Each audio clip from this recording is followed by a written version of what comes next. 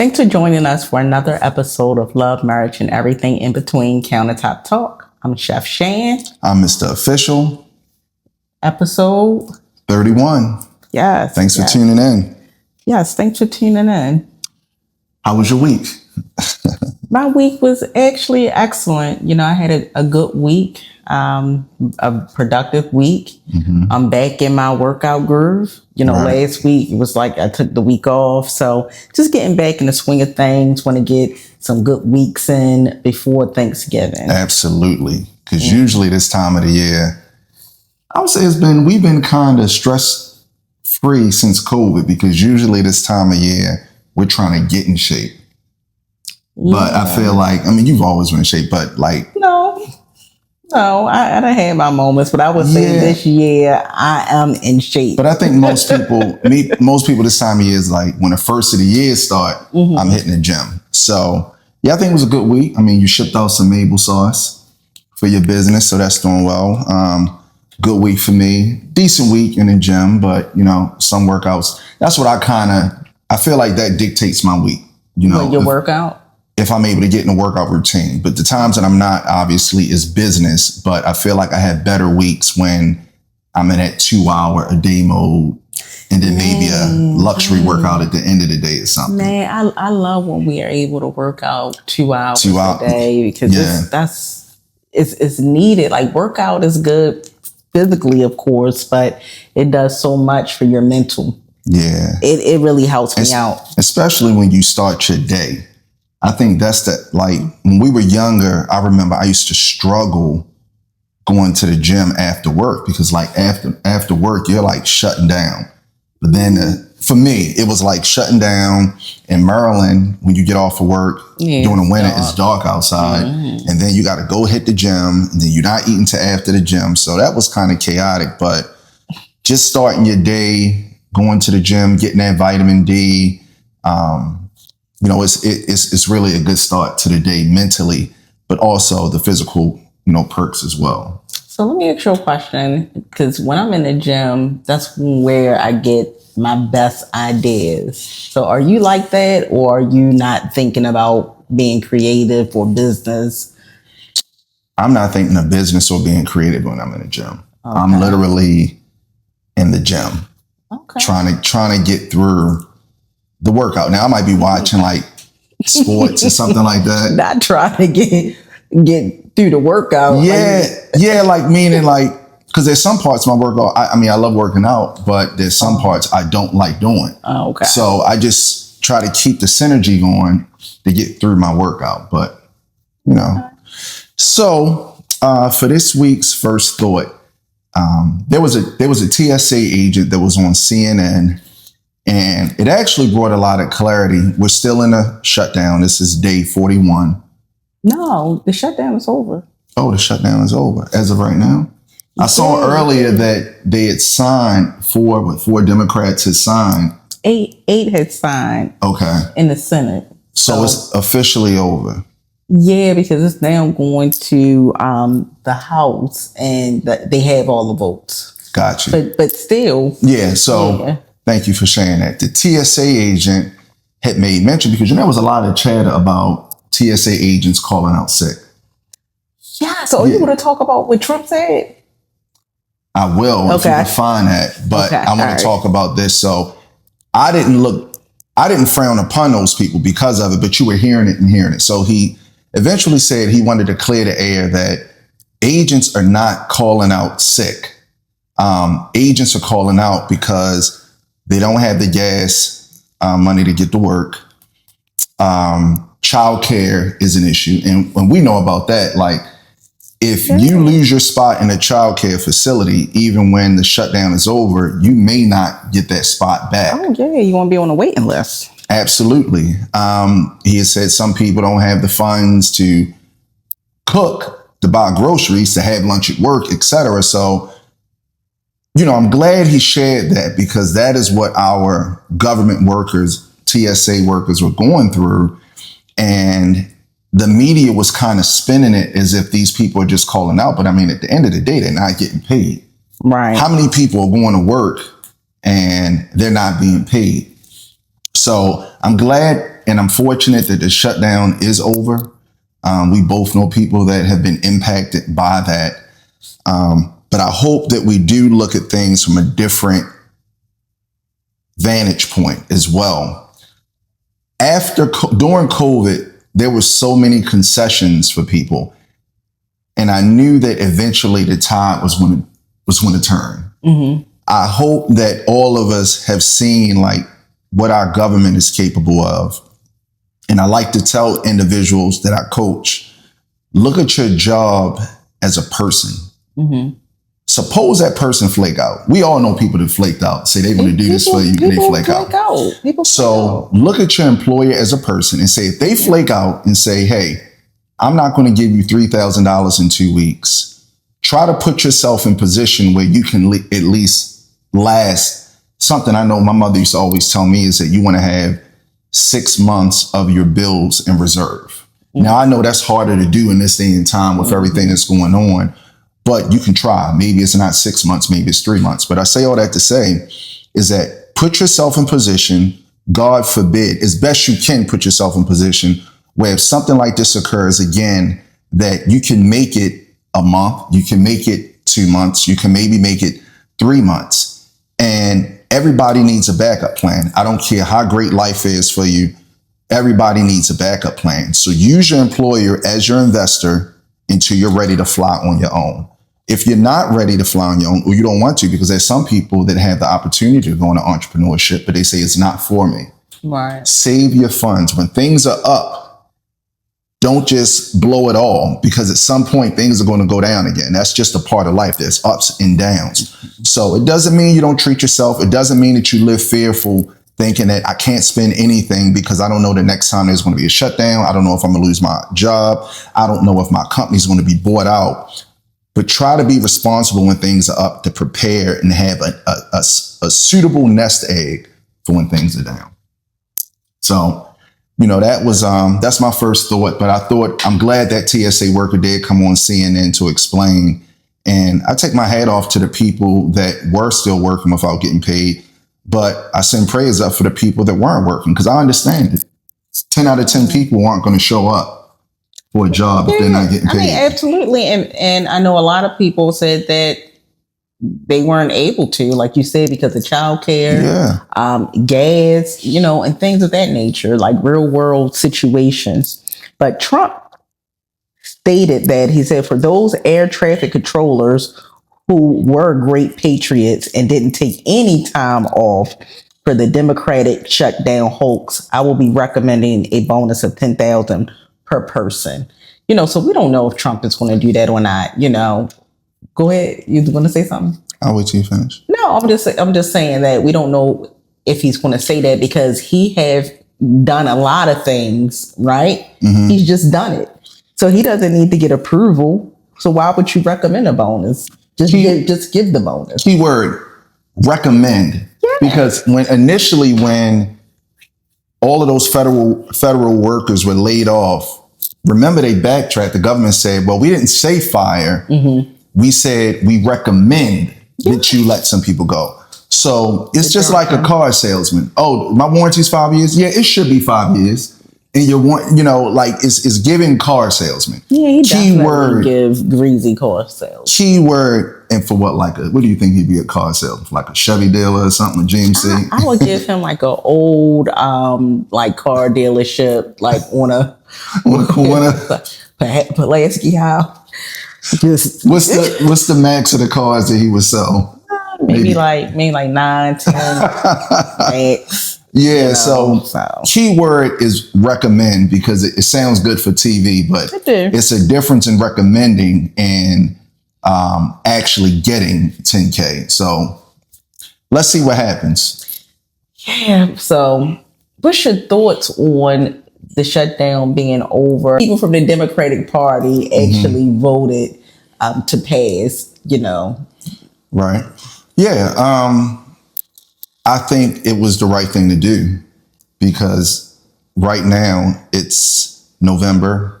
People are preparing for the holidays, and so many people are out of work. So many people that are in need of benefits and not getting those benefits. So it's the right thing to do. it's the right thing to do. I know. Agreed. A lot of times, I truly feel like both parties is like reality TV. They're fighting on TV, but at the end of the night, they're drinking whiskey, bourbon, and red wine together. So I'm glad that those 8 Democratic politicians decided to sign to end this so people can get back to work and our country can continue to function as it was previously. Doesn't mean there's not room for improvement, but at least people can start catching flights for business. We can get crab shipped from Maryland, you know. I want some crab. Yeah, but it's I'm just glad that people are getting back to work, in all honesty. Okay. All right, well, let's get into our topics for today. All right, what we got? Okay, we got some hot and steamy topics. So the first topic we're going to start off with, I'm going to ask you, do you think... And hold up, just so people know, we don't discuss these topics. I trust you, and we freestyle. Yeah, we do. You know, so I don't know what you're about to ask, but the fact that you're laughing. Okay. So in your relationship, your marriage with me, do you think you're building or babysitting? Okay. Where'd you get this from? So do you think you're building or babysitting? So Neither. You don't think you're building with me? We have built. We've been together 21 years. I'm definitely not babysitting. Building, boo. Just answer the question. I did, but you said neither. All right. If I have to choose, building. Building. Okay. So I would say the same thing. Well, I'll put time and effort in these topics. And I get it. I want to see where you're going with it. Okay. So building or babysitting. Okay. So it's a lot of commentary going on in social media, whereas though you have some men that feel like they're carrying the weight of the relationship. You have some women feeling that they're carrying the weight of the relationship. So this topic has nothing to do with, I would say, finances. It's basically, just having a solid partner to build with. So do you feel like you're building with your partner, or you feel like, man, this person is a liability? All they're doing is subtracting. They're not adding to the empire. Okay. You should have led with that, because I'm like babysitting a building, but okay. It's like, you wanted to catch me Yeah, it's just like, okay, building or babysitting. Okay. Yeah. So definitely building with the context. And even initially, I probably should have said building, because you're always growing. There's always something to accomplish, to get better at. So I would say we're definitely building. Babysitting, I don't know if I'm not going to say that. I would hope that you're not babysitting in a marriage. I feel like babysitting is more so like dating. You're still feeling a person out, and maybe somebody is trying to make something out of something that shouldn't be. Because if you feel like you're babysitting, there are acts that have occurred where you're feeling like that, where the first act, in my opinion, if it's giving babysitting vibes, that's when it's time to, what you say, jet the holiday? It's time to jet to holiday. Jet to holiday. I still don't remember that commercial, but yeah, that's what it is. But in a marriage, and I guess you can get to that in a marriage too, because you do hear about couples becoming complacent. Man not courting a woman not doing the things that she used to do to please satisfy her man. And so I would pray somebody's not in that situation, but I understand it as well. And I agree with you. I feel like in our relationship, we are building. And that's some of the things that I have always loved about you, because it's just like we keep hitting another tier, and we're doing it together. We're venturing out on new things together. and we're always locked in. Like when we had our kids, we were like locked in with our kids, and you weren't hanging out, I weren't hanging out. We were locked in. We were locked in the church. We were locked in doing things with the kids, basketball, baseball, soccer. We was just locked in, you know? So, nice restaurants with like a car seat. And I mean, like we look strange, but date night with our kids. We were just locked in, family time. So, you know, I would say you definitely want to be building with your partner, not babysitting. And some red flags I would say I would throw out there is your partner. Is your partner locked in with you? You know, when you have a plan, when you have an idea, your partner is he you know, supportive? Is she supportive? You know, so just being locked in, you know, just being supportive, you know, there when you need them, not being inconsistent. You know, say you want your partner to show up with you somewhere that's important to you, even though they may not find it important, but it's important to you. Do they show up or do they make an excuse? And I think about when you say that, because you get to that point when we were younger. I remember we had this a few times, big blow up right before we're going to an event. Oh, yeah. And it may not be something that I wanted to attend or you wanted to attend, but we save face. We do what we need to do for that event. And we talk about it. And we talk about it afterwards, because talking about it before, it can go left or right very quick. Man. So actually, I remember we had two big blow ups, and both of them were like weddings. It was like your cousin's wedding and your sister wedding. And then it was just like, after your sister wedding, you all try to be lovey-dovey. I'm like still mad, sir. Yeah. Especially after a wedding. I mean, you know, emotions running high. You know, I love weddings. But you know, you just gotta, okay, we beefing in the car heavy. You shut that door, okay, we're going to have to continue this later. And to your point about building, imagine like, especially times like this, there's no better time to be locked in with somebody. Of course. You know, to be locked in where, because at the end of the day, it's a partnership. And roles, I mean, to each his own. You know, we might have certain roles in our marriage that one of our subbies may not have in their marriage. And that's okay. It's what works for you. Yeah, it's what works for them. But also, it's about just knowing that. I seen a post today, and a guy said, this was a bar. He said, problem is when guys get money, and this could be women as well, but he was saying when guys get money, they eat with women that they didn't starve with. Ooh, that is a bar. Man, and it took me back, because if we're talking about building, like I remember our first apartment, right? 15-inch TV and the one bedroom, and your sister was like laughing at us, but we built it, you know. Next, we got our little house in the inner city, you know, got our little renovations done. We said we wanted more. Some violence broke out across the street from our home where we were raising our oldest son. We moved to another state, building, you know. The Great Recession happened. We had some challenges, had to go into some savings, but we kept building. So it's very rewarding when you have that person that you can say, man, look at what we accomplished together. Because it doesn't matter how strong I am or how strong you are, we're stronger together. Two is better than one.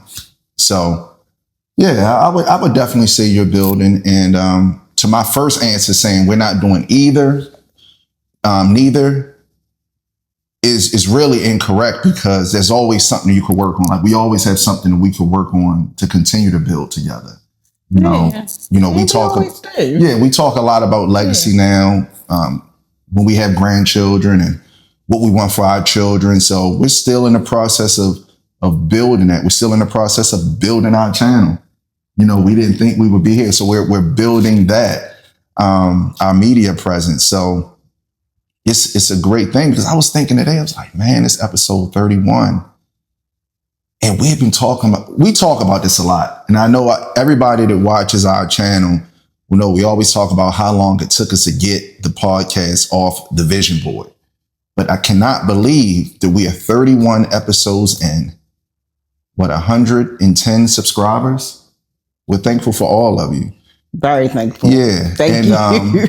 and we want you guys to not just watch, but we would also like for you guys to say what you would like to hear us talk about, or even our perspective on something, because we haven't been through everything, but the things that we have been through, we can talk about it, and we'd be glad to help people navigate it. Yeah. Being together for over 20 years, it's a long time. We have 2 adult kids, so yeah, we can give some advice or some pointers. Yeah, but babysitting, nah, and hopefully you get out of that situation quick if you do feel like you're babysitting.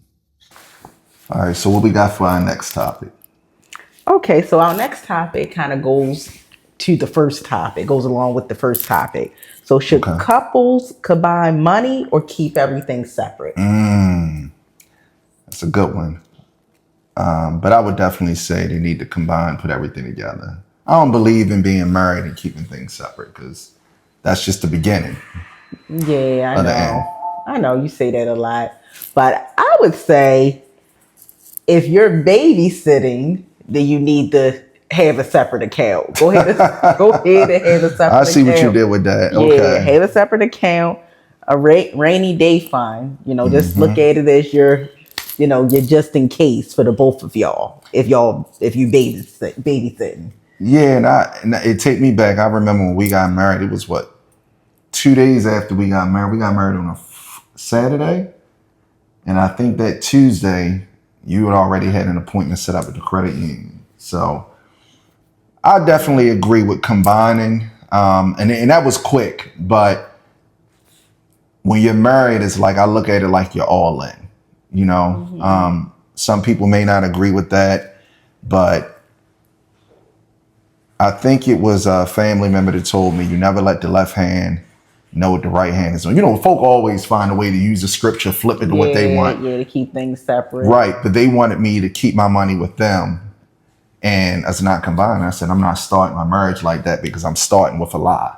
Yeah. And it usually ends the same way you started it. So, but we had people in our ear that were very traditional, and I'm thankful for it.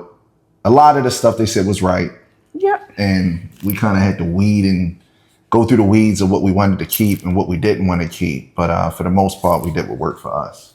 Yeah, and I would say we are very traditional. We do have a traditional marriage, traditional values, and things like that. So absolutely, it worked out. Absolutely, it worked out. But before you get into your final thought, you have a new segment. Talk about your segment. I do. So very thankful. Anybody that knows me know that I'm a diehard Lakers fan, but I'm a basketball fan first. And now we have a sports segment. I have a sports segment called Hooper's Hoop Monologue. So check that out. All of our ladies that have male friends and husbands, please tell them to tap in. It's a great space to talk about basketball if you're a big fan, and I'm really excited about it. I think I got one episode right now.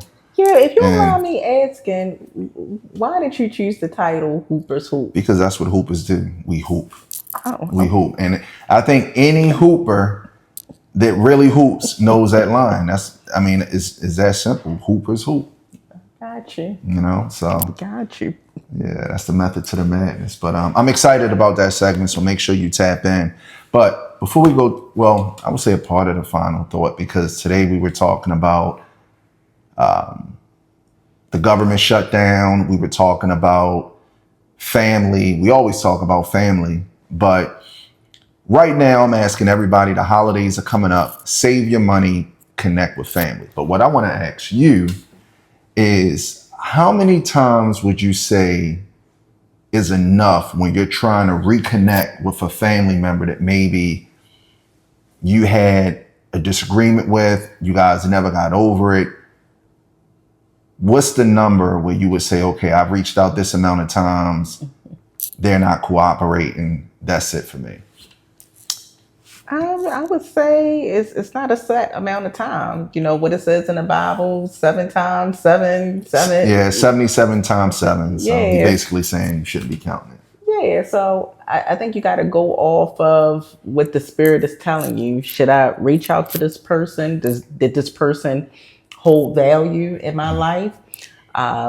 Did I make a mistake, that I need to clean up and, get in contact with this person? So I think you need to weigh the situation, but I definitely would say don't put a number on it. You have to let the spirit guide you, of what you should do, So you're saying if I reached out to somebody 10 times and they're just not with it, I should make it an 11th time.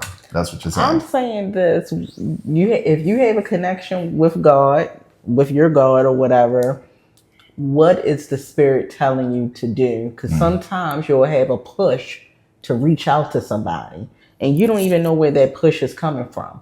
But something inside is saying, reach out to this person. Right.